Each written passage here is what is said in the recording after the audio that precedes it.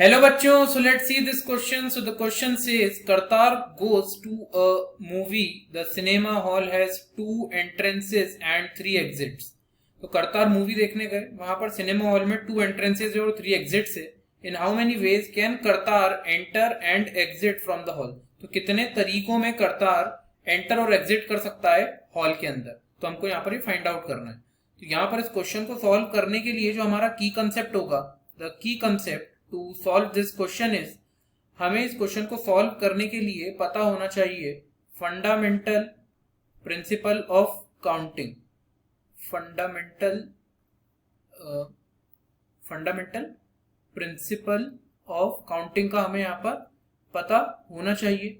और fundamental principle of counting के अंतर्गत हमारे पास आता है एक इंपॉर्टेंट प्रिंसिपल जिसे हम बोलते हैं मल्टीप्लिकेशन प्रिंसिपल. और मल्टीप्लिकेशन प्रिंसिपल के तहत अगर कोई एक टास्क यहाँ पर हम m डिफरेंट वेज में कर सकते हैं और and another task that can be done in n different ways, so total number of ways to do the task is m cross n, यानी कि m इंटू n होता है. तो यही हमारा मल्टीप्लिकेशन प्रिंसिपल होता है. तो आइए अब हम हमारे इस की कंसेप्ट को इम्प्लीमेंट करते हैं और क्वेश्चन को सॉल्व करते हैं. तो बेसिकली अगर मैं बात करूं यहाँ पर, तो हम ऐसा रफ स्केच बना लेते हैं एक सिनेमा हॉल का. यहाँ पर हमारे पास ये एंट्रेंसेस हैं, इनको हम बोल देते हैं एंट्रेंसेस.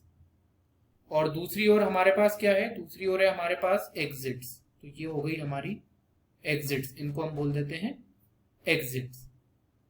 अब इनको हम नाम भी दे देते हैं. जैसे एंट्रेंस है तो इनको हम नाम दे देते हैं कैपिटल E1 और इसको हम दे देते हैं capital E2, that is your entrance 2. और एग्जिट 1 को स्मॉल E1, स्मॉल E2 और स्मॉल E3 ये नाम दे दिया हमने. अब यहाँ पर क्या करेंगे हम? अब यहाँ पर पॉसिबल वेज हमको फाइंड आउट करने क्वेश्चन में. तो हमको क्या करना है? पॉसिबल वेज फाइंड आउट करना है. अब यहाँ पर होगा क्या?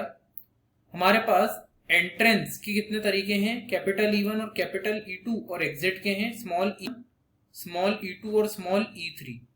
तो बेसिकली हम एंटर करने के लिए 2 ऑप्शंस का यूज कर सकते हैं, कोई भी E1 या E2 में से कोई भी एक ऑप्शन.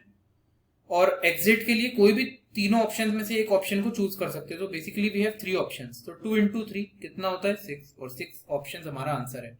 6 पॉसिबल वेज हैं इस टास्क को करने के. So 6 is the correct answer of this question, and that is all about solution. I hope you understood the solution well. Wish you best of luck, and with this, thank you.